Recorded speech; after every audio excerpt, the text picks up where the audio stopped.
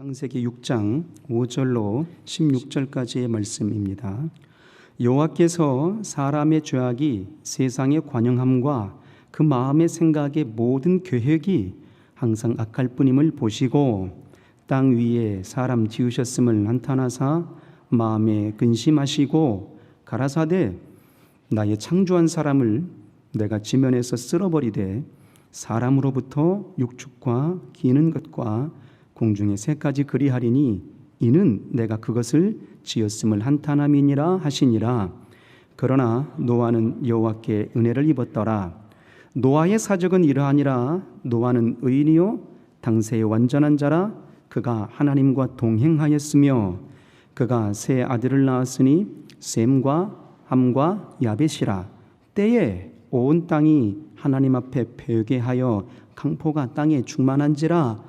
하나님이 보신즉 땅이 패괴하였으니 이는 땅에서 모든 혈육 있는 자의 행위가 패괴함이었더라.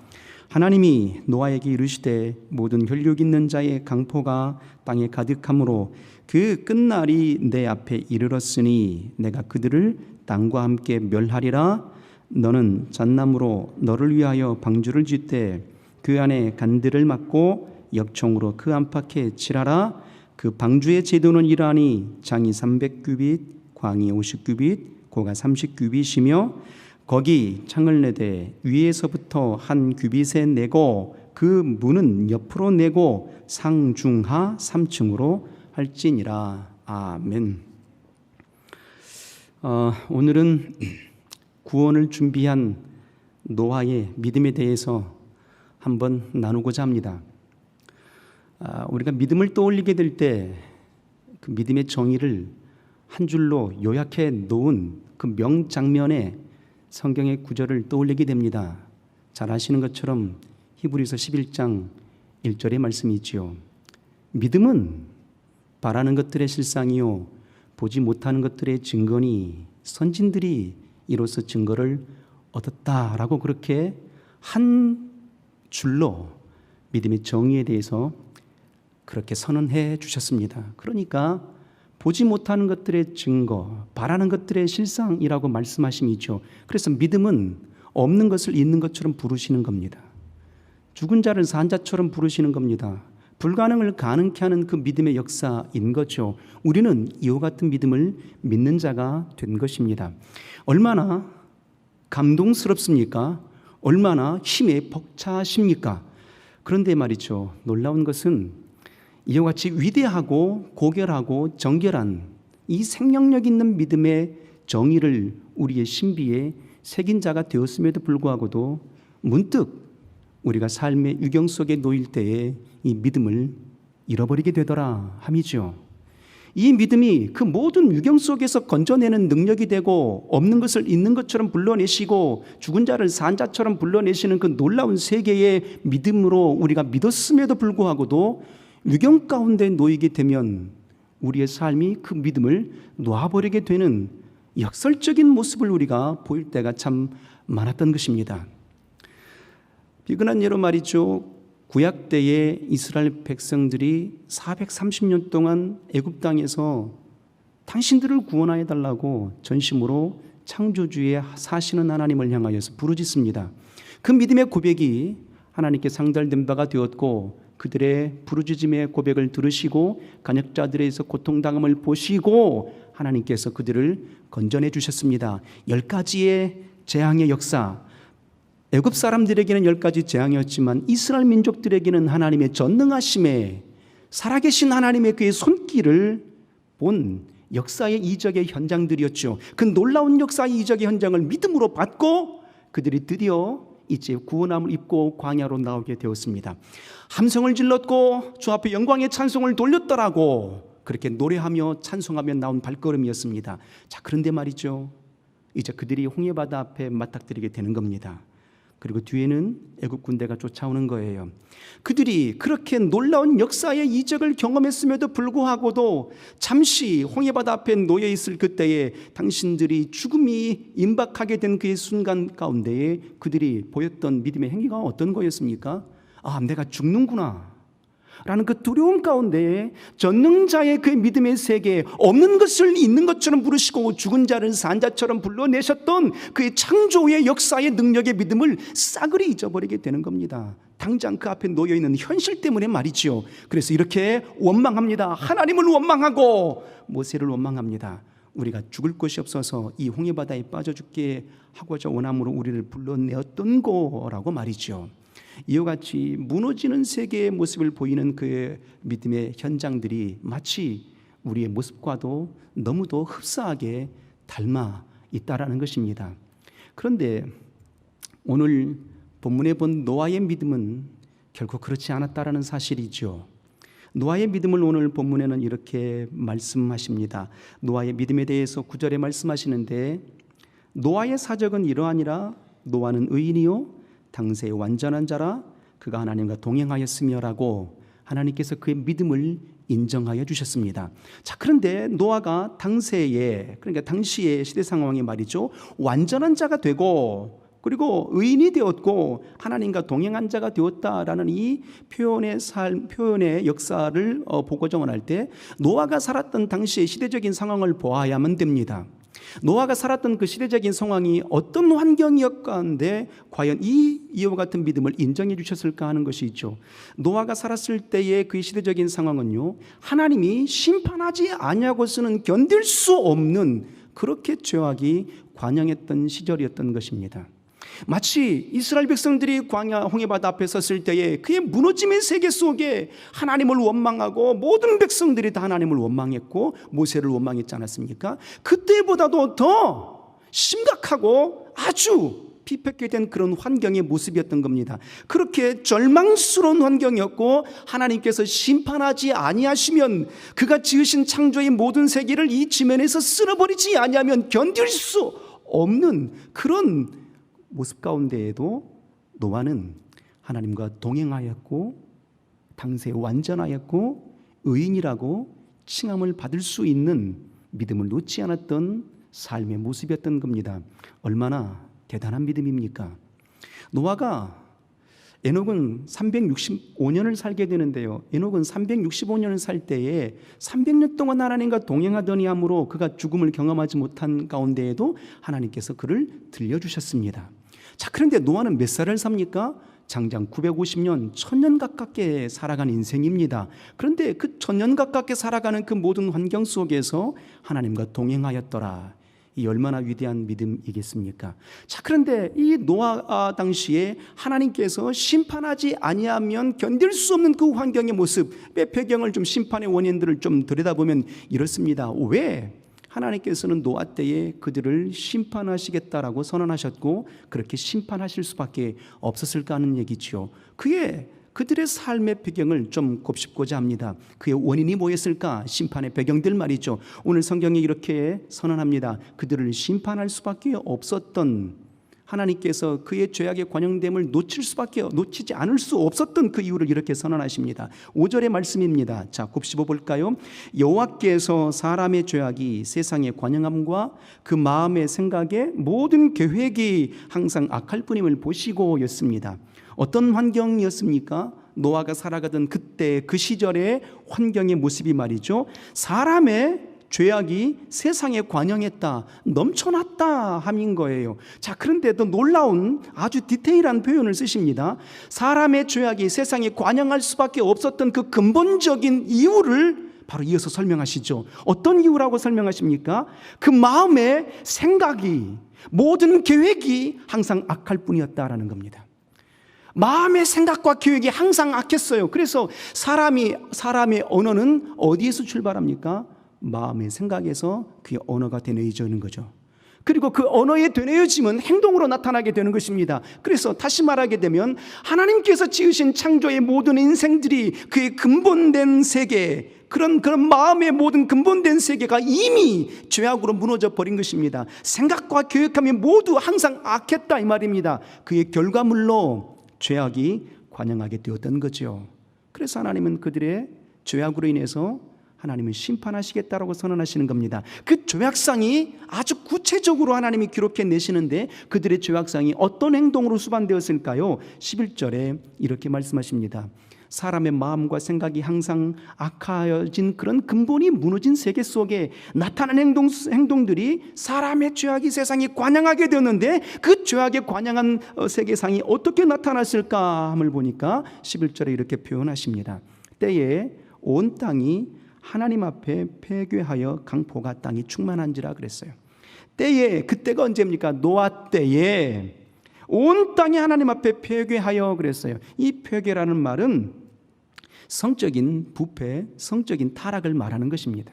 그러니까 성적인 타락이 완연했다, 성적인 타락이 아주 충만했다 함인 것이고, 그리고 강포가 땅에 충만한지라 했습니다. 강포는 폭력적인 행위들을 말하는 것이거든요. 자, 이 장면들을 놓고 볼 때 말이죠, 노아 때에 성적인 타락이 아주 충만했어요. 그리고 폭력적인 죄악상이 아주 넘쳐났던 그때였던 것입니다. 자, 그런데 오늘날 이 시대의 우리의 모습도 한번 보시길 바랍니다. 마치 노아 때의 그 시대의 그 시간이 평행 이론처럼 이 시대에 우리가 살아가는 이 시대와 너무 흡사하게 닮아 있는 것을 우리가 보지 않습니까? 이 시대의 우리의 모습이 어떤 모습입니까? 정말 성적으로 완전한 타락을 보는 이 시대에 아니겠습니까? 인면수심의 죄를 쉽게 범하고 마는, 인면수심이라는 말이 무엇입니까? 얼굴은 사람인데 마음은 짐승이에요. 그런 인면수심의 죄가, 성적인 타락이 아주 완연하게 넓혀지고 있다라는 것이고, 그리고 강포가 땅에 충만한지라 했을 때 폭력적인 행위인데, 비록 폭력적인 행위라고 말하는 이 행위의 역사의 세계가 싸움질하고 주먹질하고 이런 세계만을 의미하는 것이 아니라 힘의 논리가 작동하는 세계인 것입니다. 이 시대에도 힘의 논리가 작동하잖아요. 유전무죄, 무전유죄, 이 세계가 무엇이겠습니까? 바로 강포의 세계, 힘의 논리로 작동되는 것입니다. 부자들은 말이죠, 힘 있는 사람들은 범죄에도 그렇게 죄의 값을 달게 받지 않습니다. 그런데 가난한 사람들은 빵 한 조각 훔쳐 먹어도 고스란히 그의 죄값을 치러내야만 되는 형편의 모습이 오늘날 이 시대의 모습이라는 거죠. 이와 같이 강포가 이 땅에 충만한 이 시대의 모습을 보고 있다라는 것입니다. 이와 같은 세계의 모습을 볼 때 하나님이 지금 무엇이라고 말씀하실까요? 하나님께서 지면에서 지으신 모든 세계를 내가 쓸어버릴 것이다, 심판하시겠다라고 그렇게 선언하시는 노아 때와 같은 음성을 우리가 들어야 마땅하지 않겠습니까?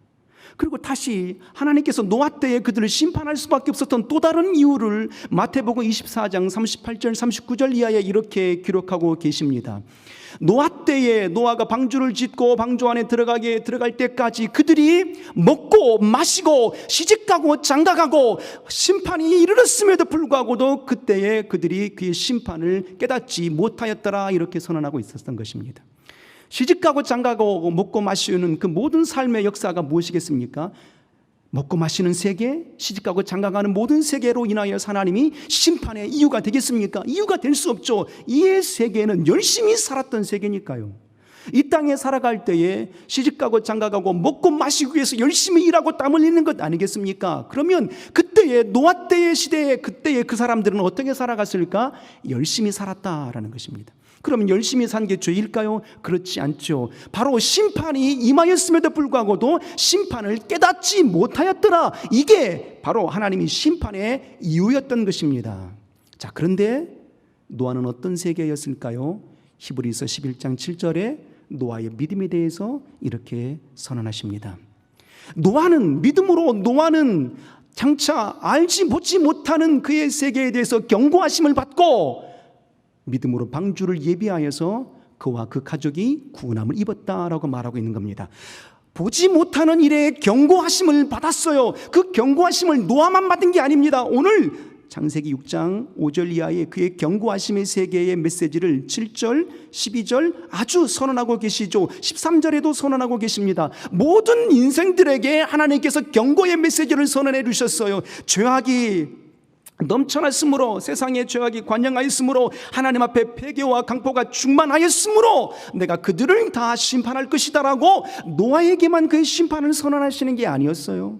모든 인생들에게 그의 심판을 선언하신 거였습니다. 그런데 그때의 노아 외에는 모든 인생들이 그의 심판을 곱씹지 않았던 겁니다. 경고의 메시지로 받지 않았던 거예요. 왜 그랬을까?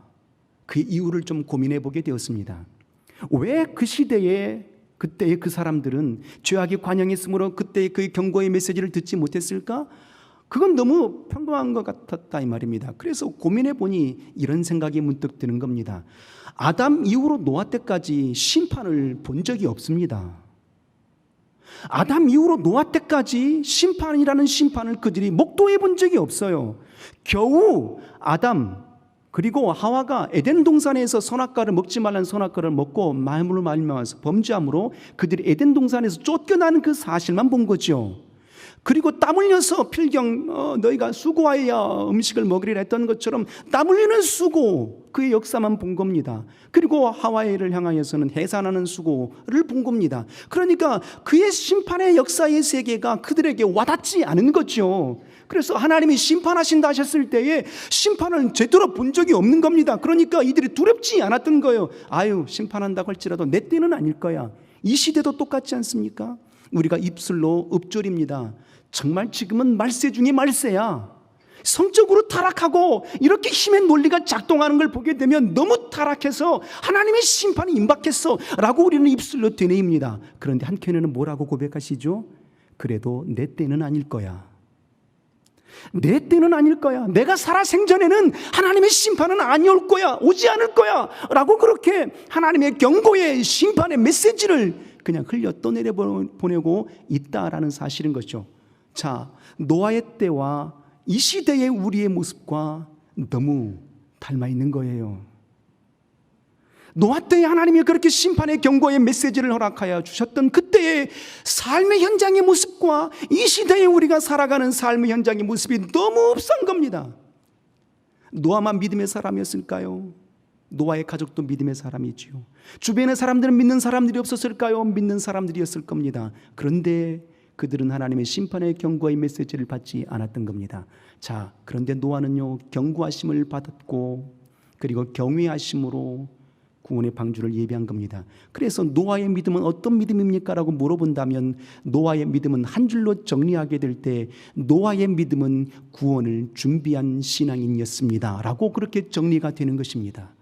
곧 우리의 신앙은 누구를 닮아가야 될까요? 믿음의 선진들, 곧 예수 그리스도를 닮아가야 될 터인데 예수 그리스도를 닮고자 몸부림쳤던 믿음의 선진들의 모습을 우리가 고스란히 닮고자 원하는 겁니다. 오늘은 노아의 믿음에 대해서 우리가 배워보고자 원하는 거죠. 노아의 믿음은 한 줄로 정리하는 것처럼 구원을 준비한 자의 신앙인, 그 신앙이 노아의 믿음이었던 겁니다. 구원을 준비한 그 신앙의 모습 속에 오늘 6장 8절에 하나님은 이렇게 선언하십니다. 그러나 노아는 은혜를 입었더라. 누구에게 은혜를 베풀어 주실까요? 어떤 인생에게 은혜를 베풀어 주실까요? 구원을 준비한 심령들 위에 은혜를 베풀어 주시는 것입니다. 그래서 우리의 발걸음의 일생의 우리의 삶의 역사의 세계는 어떤 삶이어야 되겠습니까? 구원을 준비하는 삶이어야 된다라는 겁니다. 그런데 우리는요, 구원을 너무 터부시 여기는 거예요. 예수 믿으면 구원이다라고 여겼기 때문에 그 구원이 너무도 터부시 여겨지는 겁니다. 가치 없는 것처럼 여겨진다 이 말이에요. 아니요, 구원은 예수 그리스도의 생명의 목숨값이었습니다. 생명의 핏값이었습니다. 주님 이 땅에 오셔서 우리를 구원코자 소원하심으로 골고다의 길을 오르시죠. 그리고 십자가에 달리셨습니다. 십자가 도상에 달리실 때에 7마디의 외침을 선언하시게 되는데 그의 첫 외침의 소리가 어떤 음성이었습니까? 바로 주 예수 이 땅에 오셔서 우리를 구원코자 소원하셨던 그의 피 흘림의 역사 속에 당신을 창으로 찌르고 침을 뱉고 가시멜로관을 씌우고 그의 속음마저도 서로 빼앗아가려고 싸움하던 그 아비규환의 그 모습 속에 주님 이렇게 십자가 도상에서 그의 일성을 선언하시는 겁니다. 아버지여, 저들이 하는 일을 알지 못함입니다. 저들의 죄를 사하여 주옵소서라고 마지막 피 한 방울까지 흘리는 그의 장면 속에 헐떡이는 숨을 되뇌이면서 선언하시는 거예요. 저들을 구원하여 주옵소서, 저들을 용서하여 주옵소서라고 외치는 겁니다. 이것이 하나님 우리에게 주신 구원의 역사의 세계입니다. 그런데 우리는 구원을 너무 터부시 여기는 겁니다. 그러나 노아는 954를 살아가는 그의 동안에 그의 믿음을 놓지 않았던 거예요. 구원을 준비하는 인생의 발걸음을 살아가게 되었던 겁니다. 끝까지 구원을 포기하지 않는 인생의 삶을 살아갔던 겁니다.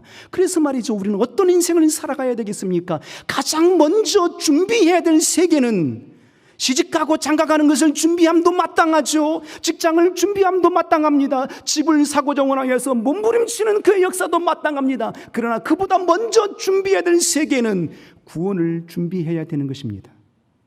우리의 신앙의 가장 핵심의 요체입니다. 오늘 이 걸음도 구원을 준비하는 세계여야 되는 것입니다. 왜냐고요? 주 예수 이 땅에 오신 목적이 우리에게 구원을 주시고자 원하셨기 때문이지요. 그의 이름이 어떤 이름이십니까? 그의 이름을 예수라라. 그가 자기 백성을 저희 죄에서 구원할 자이심이라라고 이렇게 선언해 주셨습니다. 예수 그리스도 이 땅에 오심은 인자가 온 것은 잃어버린 자를 찾아 구원하려 하심이라 선언하여 주셨고, 자기 목숨을 섬김을 받으려 함이 아니라 도리어 섬기려 하고 자기 목숨을 많은 사람에게 대속물로 주려 하심이라고, 그렇게 그의 사심의 목적, 이 땅에 오심의 목적을 선언해 주셨던 겁니다. 주님의 목적은 우리를 구원코자 원하심이었어요. 그래서 우리의 삶도 노아처럼 일평생의 구원을 이루어가는 삶이어야 되는 겁니다. 구원을 준비하는 삶이어야 되는 거예요. 구원의 완성이 아니잖아요. 구원을 받은 것이지, 구원받은 티켓만 얻은 것이지, 구원의 삶을 살아내는 것이 우리 신앙인의 모습인 것입니다. 그렇다면 노아는 왜 구원을 준비했을까 하는 것이고, 왜 우리는 구원을 준비해야 되는 삶이어야 되는가 하는 것입니다. 오늘 본문 속에 놀라운 장면 몇 가지를 발견하게 됩니다. 하나님께서 노아에게 이렇게 말씀하시죠. 노아는 당시에 완전한 자라, 의인이었고 하나님과 동행한 자라 이렇게 선언하시더니, 지면에서 모든 생명들을 다 쓸어버릴 것이라고 말씀하여 주셨지만 13절에 14절에 이렇게 말씀하십니다. 노아에게 무엇을 지으라고 명령하고 계십니까?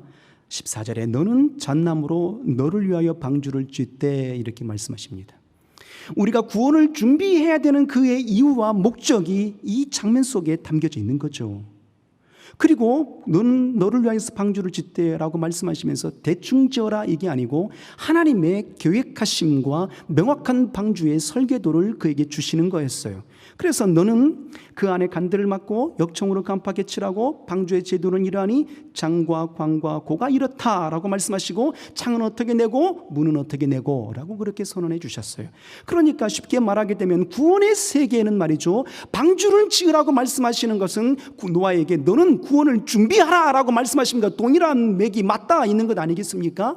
그래서 일생의 우리의 삶은 노아처럼 하나님 우리에게 방주를 지으라고 명하신 대로 방주를 지어가는 삶이어야 되죠. 그 방주는 구원을 준비하는 세계의 삶이니까요.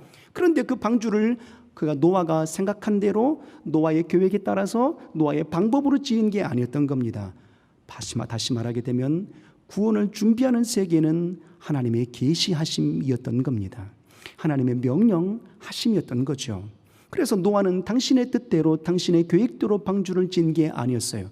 상상해 볼 때 말이죠, 하나님께서 물로 심판하셨을 그때에 당시에 배가 없었을까? 노아의 방주 외에 또 다른 배들이 없었을까? 당연히 있었죠.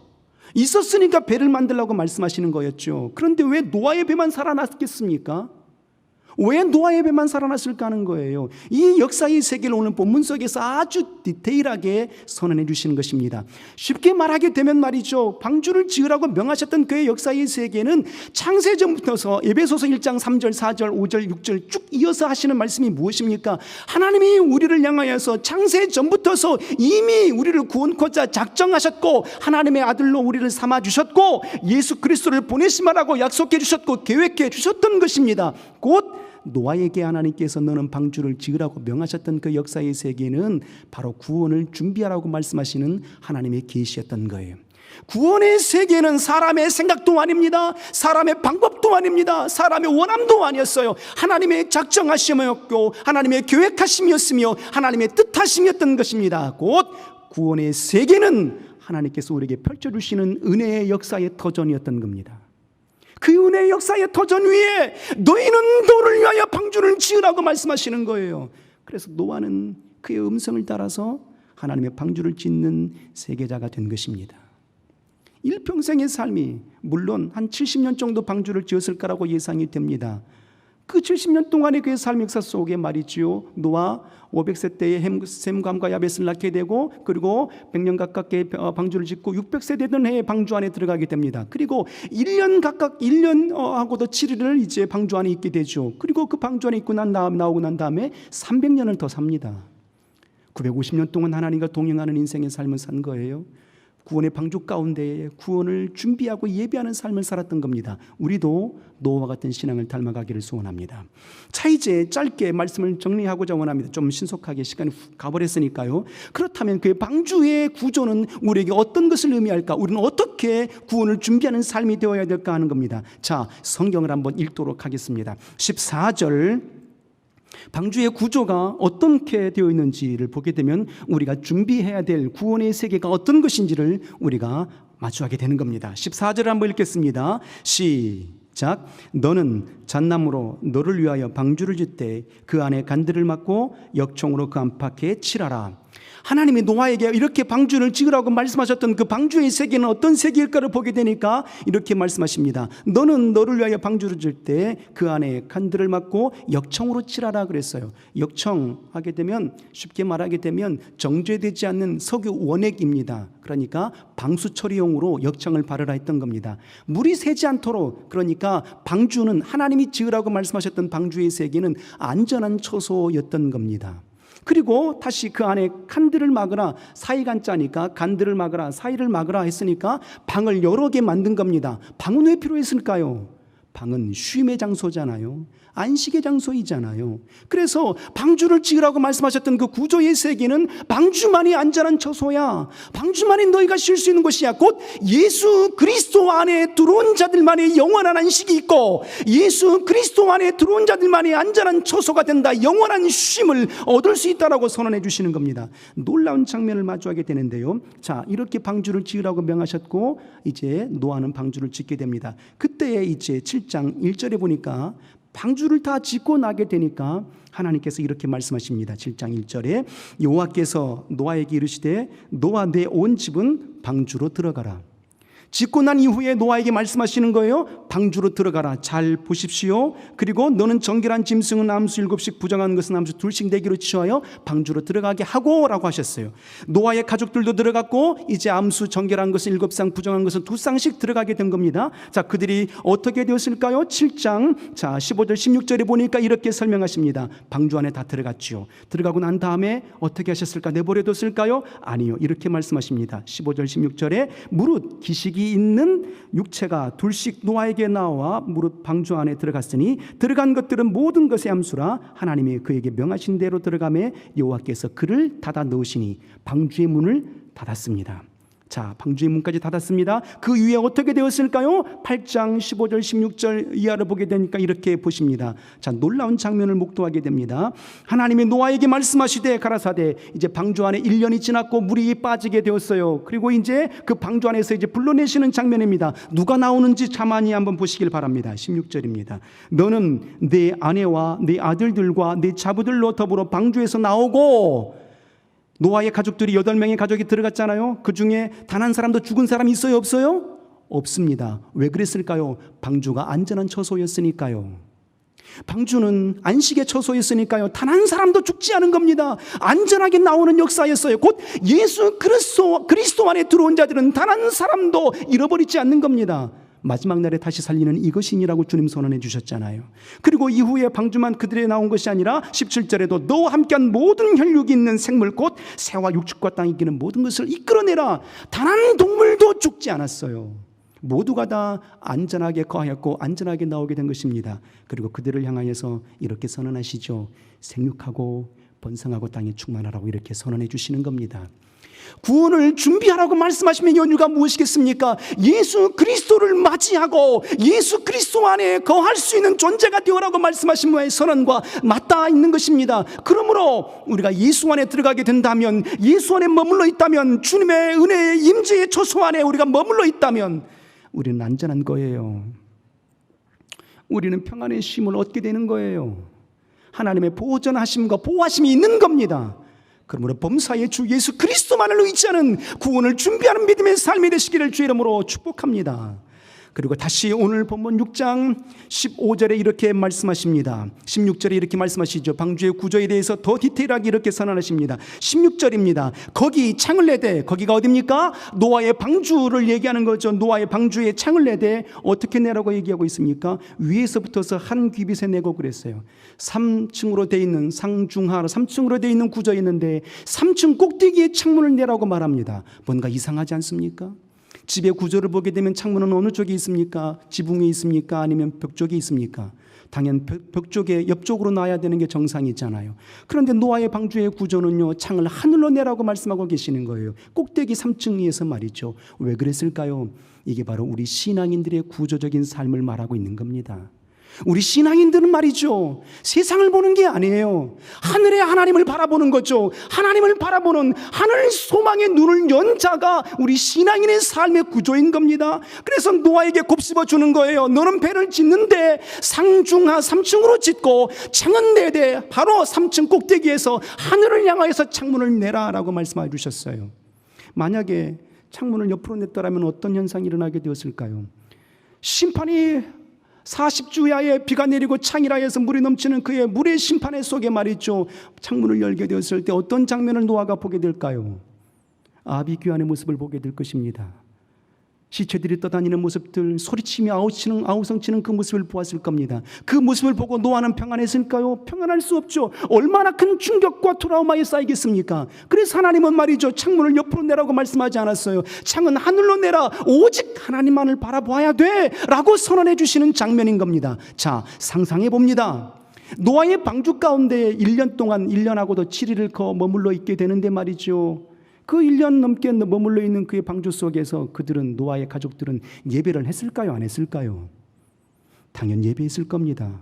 그럼 예배의 장소는 어느 장소였을까요? 1층이었을까요? 2층이었을까요? 3층 하늘에 창문이 있는 곳이 예배의 처소였을까요?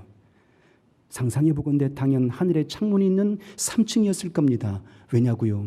하늘을 열고 하나님의 은혜의 빗줄기를 바라봄으로 그렇게 예배했을 겁니다. 그의 예배의 모습 속에 노아는 그의 1년이 넘는 물의 심판의 세계를 견뎌낼 수 있었던 겁니다. 우리의 신앙의 구조는 바로 구원을 준비하는 삶이어야 되는데, 세상을 향하여 눈 돌리지 마시고 우리가 세상을 보게 되면 흔들리고 파도치는 모든 업무라는 세계의 모습들 아니겠습니까? 그때 하나님께서 창문을 닫고 하늘의 창을 열고 우리의 심령이 오직 우리를 구원하여 이루시는 예수 그리스도만을 바라볼 수 있도록 우리의 시선을 하나님께 고정할 수 있도록 그렇게 열어주셨던 겁니다. 그리고 이제 한 가지 더 말씀하십니다.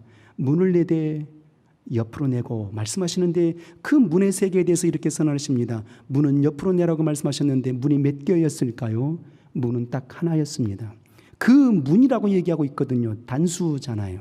문은 하나밖에 없습니다. 왜 하나밖에 없을까요? 오직 우리를 구원하신 이는 예수 그리스도 한 분밖에 없기 때문에 그렇습니다.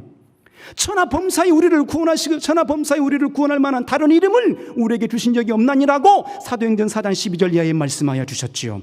요한복음 10장 9절에도 말씀하셨습니다. 나로 말미암지 않고는 아버지께로 올 자가 없나니 라고 말씀하셨어요. 내 문을 통과하라 라고 말씀하셨죠. 내가 곧 길이요 진리요 생명이다 라고 선언해 주시는 겁니다. 구원의 세계자는 예수 그리스도 한 분밖에는 없습니다. 그래서 문은 하나밖에는 없었어요. 놀라운 사실은 문을 옆으로 내라고 말씀하셨죠. 그 옆으로 내라고 하심의 그의 이유는 말이죠, 완전한 눈높이를 낮춰놓으신 겁니다. 누구나 다 들어올 수 있도록 말이에요.